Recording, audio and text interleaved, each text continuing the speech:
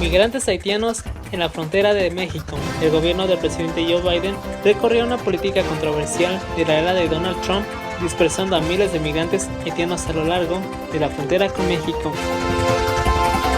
CDMX aplicará vacunas en 8 alcaldías la última semana de septiembre. CDMX aplicará la próxima semana vacunas contra COVID-19 en 8 alcaldías.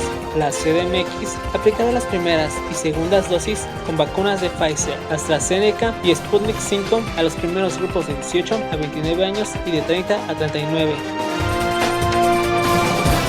Vacunas para niños y adolescentes de 12 y 17 años, 1 de octubre. En octubre se comenzará a vacunar a 1.5 millones de adolescentes con enfermedades que afectan su sistema inmune, informó la CCA. YouTube eliminará videos que nieguen la efectividad de las vacunas. YouTube anunció ayer que eliminará de su plataforma los videos que nieguen la efectividad de las vacunas. La empresa reconoció que este tipo de contenido contribuyó al escepticismo sobre la eficacia de las inmunizaciones en todo el mundo. Conagua pronostican 56 frentes fríos para la temporada 2021-2022. Estadísticamente, la presencia de los sistemas invernales comienza en septiembre y concluye en mayo del siguiente año. El talibán volverá a aplicar ejecuciones y amputaciones como castigos en Afganistán. Desde que retomaron el poder en Afganistán el pasado 15 de agosto, los talibanes han asegurado que su régimen sería un poco más moderado en el que impusieron en la década de 1990. Facebook, Instagram y WhatsApp caen por 6 horas. ¿Qué pasó? ¿Y cuáles fueron las afectaciones? Aquí se los presentamos.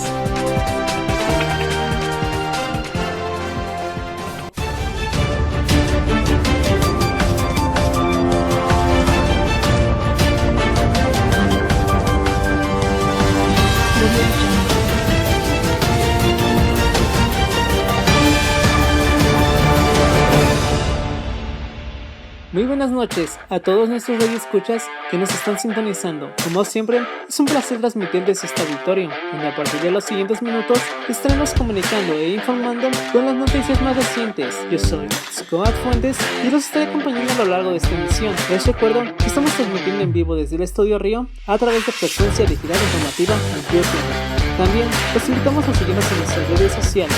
En Facebook nos encuentran como Universo Comunicativo IRC y en Instagram como Universo-Comunicativo-IRC. Comenzamos con una noticia en el ámbito nacional. Y para empezar este programa, le doy la bienvenida y el micrófono a mi compañero Javier Noguera, que se encuentra transmitiendo desde el estudio 307. Buenas noches, Javier, ¿qué nos tienes de información el día de hoy? Buenas noches, Gabriel, te saludo con gusto a ti y a nuestro amable auditorio. Te comento que la pobreza, violencia y la política de Estados Unidos mantienen a haitianos varados en México.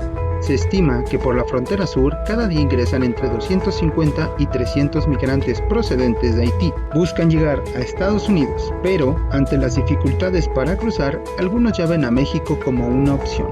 Los miles de haitianos que se encontraban hasta hace unos días en campamentos en Coahuila y que ahora se han trasladado a Nuevo León o han viajado hasta Chiapas no tenían la intención de quedarse en México. Sin embargo, su deseo de huir de la pobreza, la crisis política, las secuelas de desastres naturales de su país y los desencuentros entre políticos de Estados Unidos por un momento los mantienen varados en territorio mexicano.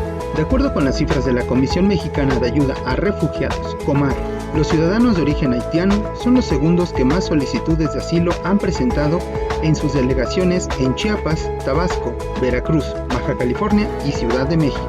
¿Cuántos haitianos hay en México? De enero a agosto de este año se han recibido 77.559 peticiones de asilo, de las cuales 18.883, o sea el 24%, son de ciudadanos haitianos, solo por debajo de los de Honduras, que han emitido 29.699, equivalente al 38%, a Honduras, y Haití el 62% de las peticiones de asilo a México. Expertos consultados por Expansión Política explican que México es un país de tránsito de extranjeros que buscan llegar a Estados Unidos. Hasta hace algunos años, por sus tierras caminaban principalmente migrantes de Honduras, El Salvador y Guatemala, pero el fenómeno migratorio ha cambiado de rostro. Ahora hay miles de haitianos en el sur y en el norte del país. El secretario de Relaciones Exteriores, Marcelo Ebrard, señaló el 21 de septiembre que los migrantes haitianos no quieren permanecer en México, sino llegar a Estados Unidos, pero las caravanas vistas en las últimas semanas son de personas que fueron engañadas. Lo que hicieron las autoridades de Estados Unidos fue ampliarles el tiempo para hacer su trámite, pero los dirigentes de estos conglomerados de refugiados en Brasil y Chile les dijeron: hay que irnos a Estados Unidos rápido, para que a ustedes les den también el beneficio de esta disposición. Pero es para personas que ya están en Estados Unidos, no que lleguen, precisó. El presidente del Comité Ciudadano en Defensa de los Naturalizados y Afromexicanos, Wilner Matelus, estima que a diario ingresan a México por la frontera sur entre 250 y 300 haitianos, y que la suma de quienes están varados alcanza los 30,000. En un recorrido que realizó Expansión Política por las oficinas de la Comar, varios haitianos reconocen que comenzaron a ver a México como una opción para quedarse en busca de oportunidades. De Haití han salido miles de ciudadanos en los últimos años. ¿Las razones? La isla atraviesa por una de sus peores crisis a causa de las secuelas que han generado fenómenos naturales como huracanes y temblores. Los habitantes de Haití han padecido hambre. De acuerdo con la ONU, de los 11.5 millones haitianos, alrededor de 4 millones padecen inseguridad alimentaria. Además, Haití se ha vuelto un país inseguro y en los últimos meses ha habido inestabilidad política. El 7 de julio, su presidente, Jovenel Moïse, fue asesinado por un grupo armado que ingresó a su residencia. En México, el presidente Andrés Manuel López Obrador pidió a la ONU intervenir en Haití para atender la situación. El mandatario ha dicho que la ayuda humanitaria que envió su gobierno ha tardado en ser entregada debido a la inestabilidad social en la isla. Son justo la pobreza, la violencia y la crisis política lo que ha orillado a los haitianos a dejar sus comunidades de origen. Muchos primero viajaban a países como Brasil, Chile, Colombia y ahora México, pero su intención es radicar en Estados Unidos. ¿Qué pasa con los haitianos en Estados Unidos? José María Ramos, investigador del Departamento de Estudios de Administración Pública de El Colegio de la Frontera Norte, explicó que las diferencias políticas entre republicanos y demócratas, así como entre el gobierno de Joe Biden y el gobernador de Texas, Greg Abbott, también han propiciado que los migrantes haitianos permanezcan en México. Hay una tensión con el gobernador de Texas, quien tiene una posición muy contradictoria con el gobierno federal de Joe Biden. Entonces, es un asunto de política interna que está afectando a México, advirtió el académico. Hace unos días en sus redes sociales, el senador Ted Cruz acusó al gobierno de Biden de no permitir vuelos de deportación a Haití, lo que ha impactado en México, porque esos migrantes cruzaron la frontera hacia territorio mexicano para instalar su campamento. Hace unos días, Joe Biden tomó la decisión política de no permitir vuelos de deportación a Haití. Este es el resultado directo de esa decisión, planteó. El gobierno de Estados Unidos decidió reducir los vuelos para deportar migrantes desde Estados Unidos tras la crisis política por la que atraviesa la isla. El profesor Ramos sostuvo que atender el flujo migratorio corresponde tanto a México como a Estados Unidos. Sin embargo, de parte del gobierno de Biden, a pesar de que se acordó que destinaría 4,000 millones de dólares, no se han entregado recursos para los países del Triángulo Norte de Centroamérica. El presidente de México propuso a Estados Unidos invertir en Centroamérica en programas como Sembrando Vida y Jóvenes Construyendo el Futuro, lo cual, afirma, permitiría evitar que en 6 meses 330,000 ciudadanos dejen sus comunidades de origen. El presidente de México ha propuesto a Estados Unidos invertir en Centroamérica en programas como Sembrando Vida y Jóvenes Construyendo el Futuro, lo cual, afirma, permitiría evitar que en 6 meses 330,000 ciudadanos dejen sus comunidades de origen. Oscar Misael Hernández, investigador del Departamento de Estudios Sociales de El Colegio de la Frontera Norte, señaló que se prevé difícil que el gobierno de Biden invierta a la brevedad, más cuando desde México se han mandado ciertas señales que no le han gustado a Estados Unidos. México está delegando parte de su responsabilidad en Estados Unidos para invertir en esos países, pero, por otro lado, no sé si funcionan a favor del gobierno de López Obrador escenas como la invitación de los mandatarios no gratos para el gobierno de Estados Unidos a la CELAC. Hasta aquí la información, Gabriel. Seguiré informando. Volvemos contigo al estudio. Muchísimas gracias por la información, Javier. Volvemos más tarde contigo. Ahora le cedo el micrófono a mi compañera Mayrani, que se encuentra transmitiendo desde el sur de la ciudad. Buenas noches, Mayrani, ¿qué nos tienes de información el día de hoy? Buenas noches, mi querido Gabriel. Es un placer saludarte. Sin más preámbulos, comencemos con las noticias. Ciudad de México aplicará vacunas en 8 alcaldías la última semana de septiembre. Tocará el turno a las personas de 18 a 29 años y de 30 a 39 los últimos grupos de edad pendientes de la vacunación. En el caso de las personas de 18 a 29 años, se aplicará la primera dosis de Sputnik en las alcaldías Álvaro Obregón, Azcapotzalco, Coyoacán e Iztapalapa. Además, se aplicará la segunda dosis de 18 a 29 de personas vacunadas con Pfizer en la alcaldía Xochimilco. También se pondrá la segunda dosis de AstraZeneca para personas de 30 a 39 años en las alcaldías Cuauhtémoc, Milpa Alta y Magdalena Contreras. El gobierno local estima que para el 2 de octubre toda la población mayor de 40 años tendrá el esquema completo de vacunación en las 16 alcaldías. El grupo de 30 a 39 años tendrá esquema completo en 13 alcaldías y los 18 a 29 años tendrán su primera dosis en las 16 alcaldías y 7 completarán el esquema. Con este avance en el programa de vacunación, informó la jefa de gobierno, Claudia Sheinbaum, se alcanzará el 98% de la población adulta con una dosis y 74% con el esquema completo, lo que equivale a 5 millones de habitantes. Aunque no precisó más detalles, la mandataria local adelantó que también se iniciará con la vacunación contra COVID-19 en niños, niñas y adolescentes con enfermedades crónicas. Tampoco se precisó un número estimado en menores de edad vulnerables a vacunar, pero comentó que la Secretaría de Salud del Gobierno Federal calcula que se trata de 1 millón de menores en todo el país. Aplicarán vacuna Pfizer a adolescentes de 12 a 17 años con enfermedades. Hugo López-Gatell, subsecretario de Prevención y Promoción de la Salud, informó que será la vacuna del laboratorio Pfizer la que se aplicará a 1 millón de adolescentes de 12 a 17 años y que padezcan alguna enfermedad crónica. En el caso de México, solo podemos utilizar la de Pfizer, porque es la única que ha demostrado ser segura y eficaz en menores de 12 a 17 años. Previamente ya se había registrado de 16 en adelante.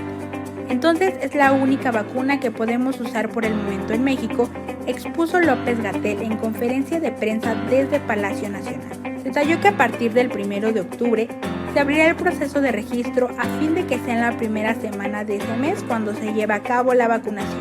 El martes 28 de septiembre serán publicados los criterios técnicos de la vacunación, así como la lista de enfermedades crónicas a considerar en los adolescentes, adelantó el subsecretario. Las adolescentes embarazadas también serán consideradas para la vacunación, ya que por su rango de edad está en riesgo su salud. YouTube eliminará videos que nieguen la efectividad de las vacunas. La plataforma anuncia que eliminará aquellos videos que proporcionen fake news sobre la efectividad de la inmunización de las vacunas. No es la primera vez que YouTube anuncia este tipo de normativas, puesto que a inicios del 2020 advirtió que cancelaría cualquier video que contradijera a la Organización Mundial de la Salud. La información manipulada sigue dando mucho de qué hablar, ya que se siguen manifestando con gran medida. Por diversos motivos, ya sean por relación religiosa o escepticismo, se dice que al momento de vacunarse, esta incluye un chip que transmiten enfermedades como autismo, cáncer o infertilidad.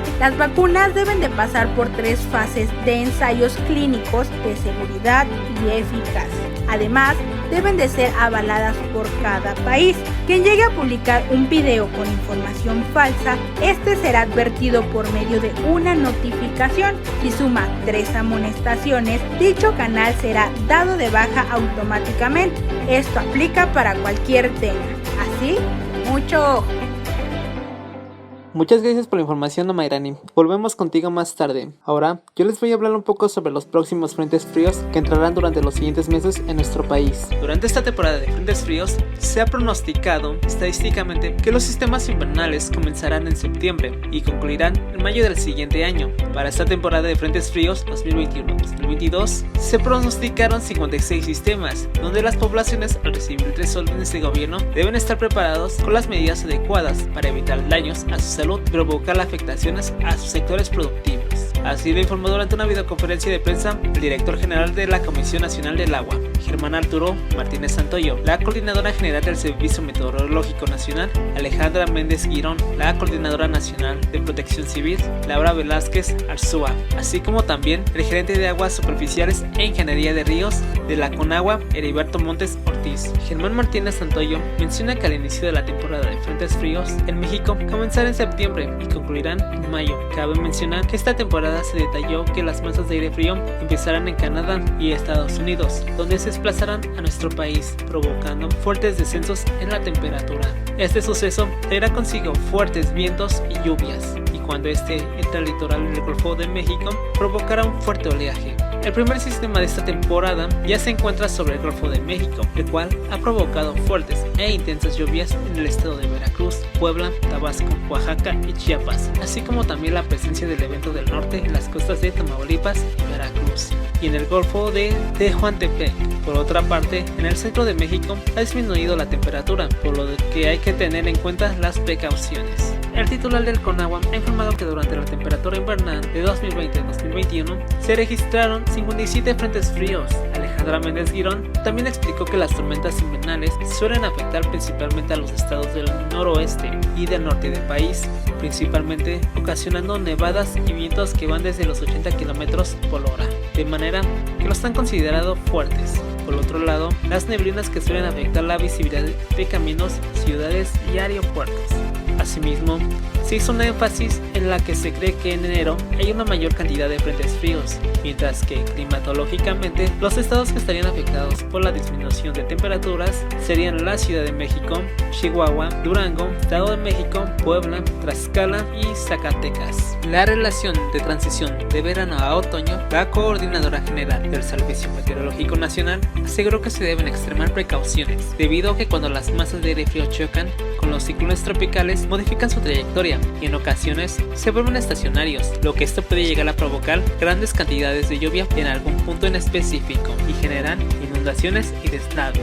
Laura Velázquez Arzúa menciona que a través del Centro Nacional de Prevención de Desastres se difundirá la información que fuese necesaria para contribuir con las autoridades locales, por lo que la población en general actuará en caso de una emergencia. Asimismo, se cuenta que el sistema de alertamiento temprano permitirá iniciar los operativos de manera anticipada a cualquier emergencia. Hasta aquí mi reporte para Frecuencia Digital Informativa, Scoat Fuentes.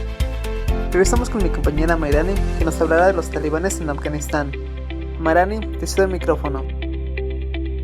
Y en otras noticias, el talibán volverá a aplicar ejecuciones y amputaciones como castigos en Afganistán. Su nuevo encargado de prisiones, el Mullah Nuruddin Turabi, dijo a la agencia AP que el nuevo gobierno retomará los castigos extremos como las ejecuciones y las amputaciones.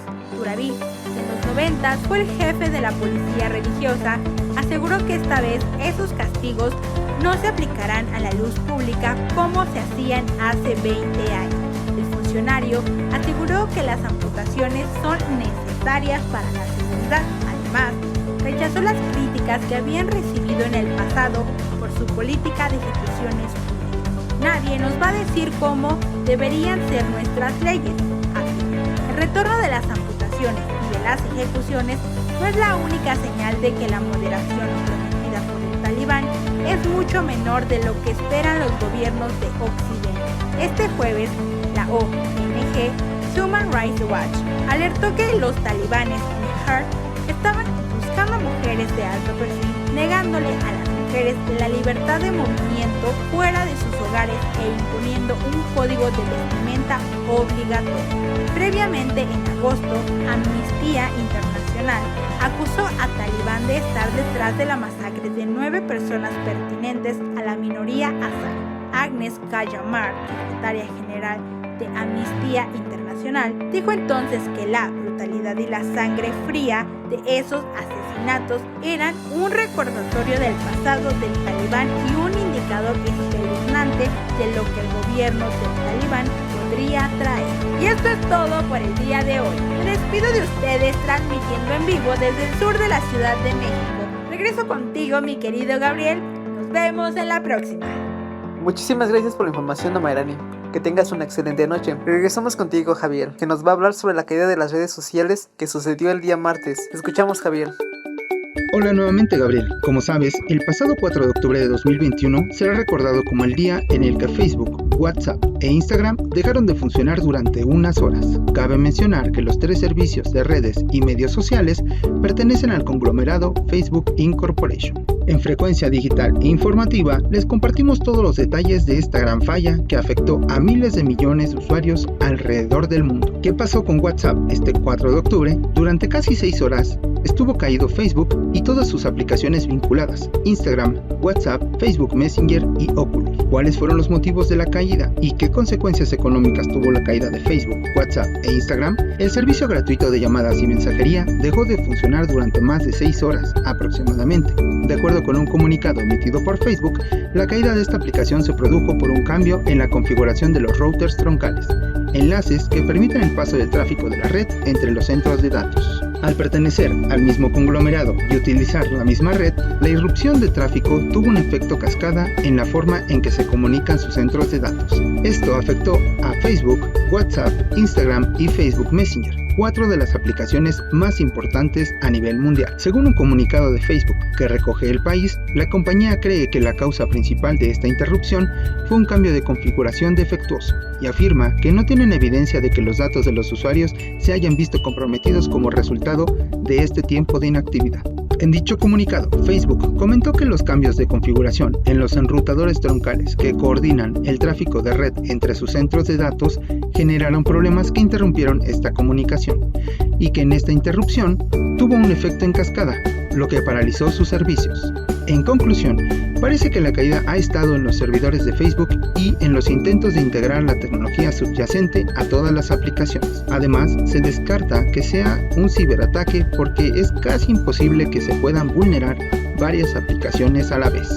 Los efectos de la caída de Facebook llegaron hasta las bolsas. La cotización de Facebook cayó un 4.9% en una jornada que fue especialmente negativa para las tecnológicas. La caída de Facebook, WhatsApp e Instagram no solo tuvo repercusiones en los mercados, también ha afectado de forma directa la fortuna de Mark Zuckerberg. Perdió unos 5.900 millones de dólares. De acuerdo con los cálculos de Forbes, eso supone que actualmente tiene una riqueza personal de 17.000 millones de dólares y se queda en una sexta posición entre los hombres más ricos del mundo. Sin embargo, no solo el millonario dueño de estas plataformas digitales sufrió de pérdidas, pues la caída de Facebook, Messenger, Instagram y WhatsApp impactó de igual manera en las ventas de pequeños comerciantes y vendedores que ofrecen productos y servicios dentro de estas aplicaciones. Por último, pero no menos importante, si usted experimentó ansiedad, angustia y estrés por no poder comunicarse como sucedió el pasado 4 de octubre mediante sus redes sociales, ya hay un término acuñado para referirse a esa sensación.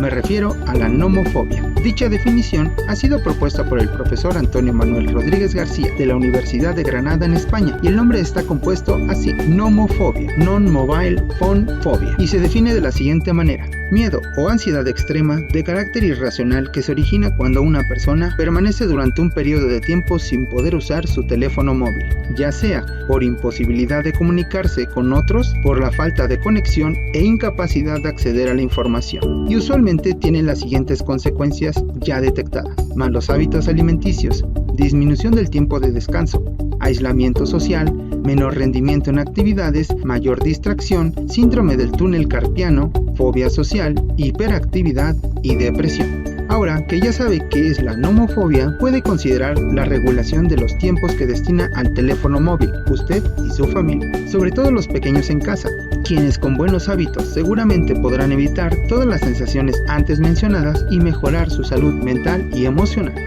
Hasta aquí mi reporte, Gabriel. Espero que tú y nuestro auditorio no haya pasado por esta lamentable situación. Regresamos contigo al estudio. Reportó para Frecuencia Digital Informativa Javier Noguera. Y con esto concluimos las noticias en este espacio informativo. Mi nombre es Scott Fuentes y de parte de todo el equipo de Soul Warrior le agradecemos su preferencia y los invitamos a que nos sigan escuchando en la siguiente emisión de Frecuencia Digital Informativa. Hasta la próxima. Hola, hola, yo soy Natalie Sánchez, la Condesa, y al lado de Karina Oro, Uriel López, Natasha Miroslava y Vladimir Moreno, les daremos las noticias más sonadas del momento. Te esperamos en nuestro programa Las Noticias Reales, al servicio de todo el mundo en el aquí y el ahora.